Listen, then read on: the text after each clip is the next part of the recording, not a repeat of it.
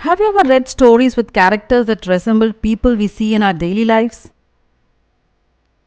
What if those stories were set in the 1960s but still reflect the progressive thinking of our modern days? Well, that's how today's episode is going to be.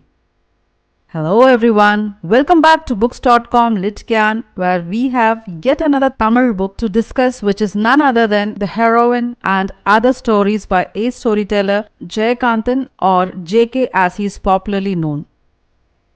Jayakanthan started writing in 1950s, and his works stood out for he consistently spoke about the travails of the underclass, including women.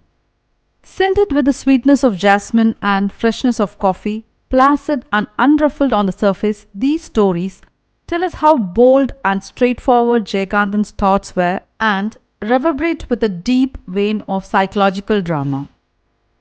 Perhaps no Tamil writer has been as celebrated and simultaneously scorned as JK.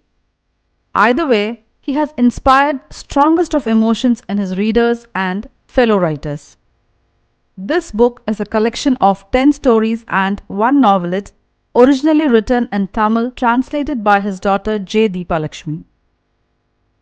To pick just 11 stories out of his staggering list of works would have been a daunting task, but Deepalakshmi seems to have pulled off with the finesse of a translator and affection of a daughter. The collection contains remarkable stories of ordinary men and women living in Tamil patriarchal society. They are weaved around feminine mind, families and friendship and are thick with old world charm of R.K. Narayan's Malgudi days and serve as a constant reminder to read more of regional works and give credit where it is due. The Heroine and Other Stories does not include his most celebrated Agni Pravesham, but still offers many examples of the nature of Jayakanthan's fiction.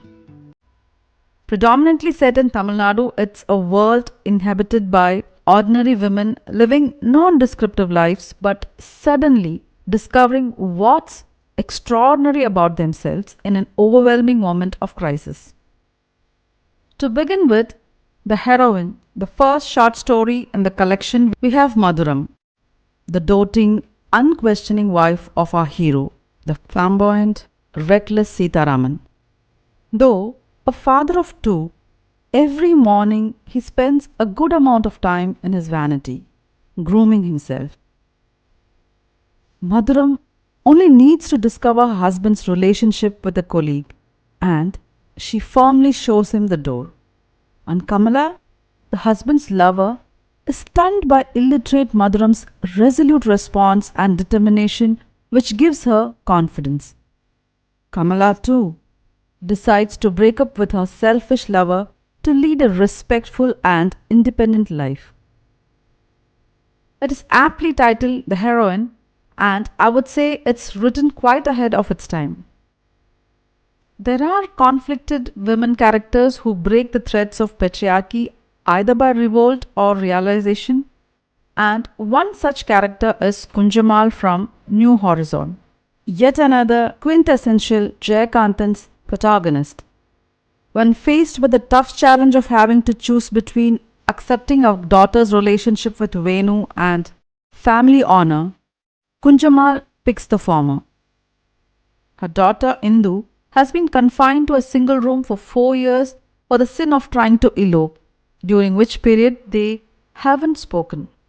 But the mother and daughter hug each other before Kunjamal sends her with Venu. Kunjamal knew that this decision will create turmoil in her life and family, but she stands her ground. When her husband Ramabhadran collapses on hearing this, she tries to comfort her mother-in-law, all the while holding her Mangal Sutra in silent prayer, as any woman of her generation might have done. Not only her, Jayakanthan's all women characters display these inherent contradictions, which women often find themselves caught in during changing times. While some stories portray courage, others portray vulnerability and humanity in various dimensions. Perhaps his skill lay in identifying and articulating what lies within all humans. A similar contradiction also manifests within young Catherine in the story Crucifixion. While traveling in a bus, she notices a fellow passenger looking at her. She immerses herself in reading Bible to avoid thoughts considered sinful about the young man. Torn between her commitment to Christ and her feelings for a young man in the bus, Catherine confesses that her biggest sin was growing up as a nun.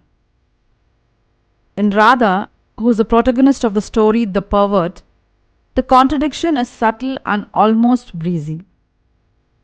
Having been with cowardly men who came to her at dark and vanished at daybreak, Radha finds the 35-year-old confirmed abstinent Dr. Raghavan more masculine while he seeks her pardon for inadvertently awakening futile desires in her.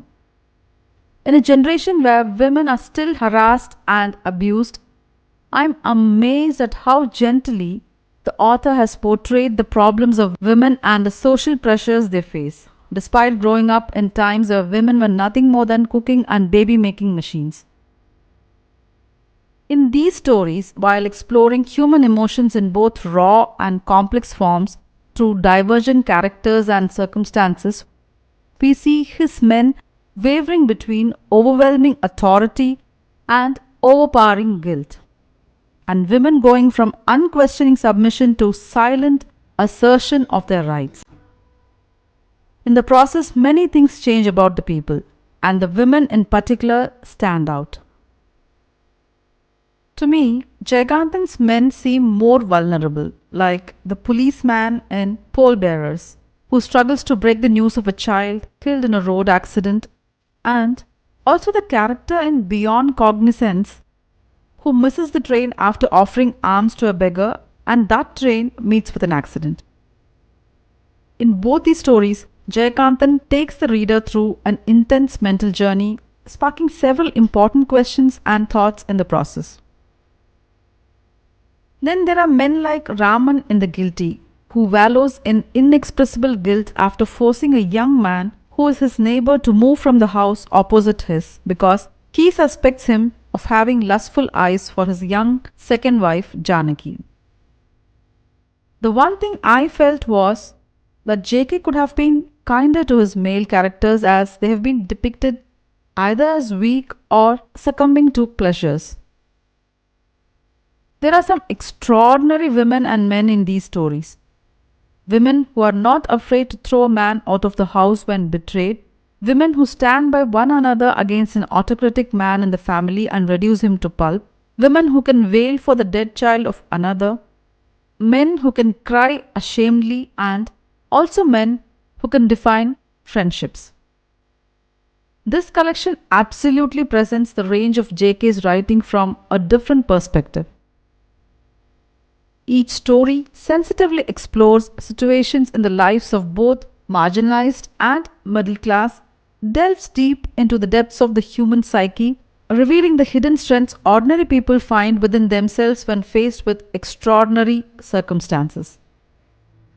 Deepalakshmi's heart understood JK for what he was and has chosen these stories for their nuances, for their themes and subtleties that can never fade away over time. The essence of these alluring stories hasn't been lost in translation. Very competently translated, not straying away from the original and not getting caught in just the words of the original. The stories come alive even today as much as the original Tamil ones, which belong to a different period but are relevant for all times. The novelet Masquerade is divided into 4 parts and stands out for its uniqueness where Veeran, the petty thief, becomes an unlikely hero. It again showcases how, given a chance, anyone would yield to temptation and turn a thief. Not only this, the author has beautifully put forth women's perspectives from all dimensions. Especially the self-talk of his women characters is incredibly authentic and relatable. For at times, I forgot that the narrator is a male. Be it motherhood, a lovable wife, or a lover, the author has nailed it. I would highly recommend this book if you love to read impactful stories. Also, Don't skip the eloquent foreword to this book by another Tamil feminist writer, Ambai. Hope you like my review. If you're listening to this on Spotify or Apple, please do rate and review our show. And you can follow me on Facebook, Instagram, and YouTube to share your comments and book suggestions, or write to me at books.com by Subhashini at gmail.com. Thank you for staying tuned till the end. See you in the next episode of Books.com. Till then, sayonara.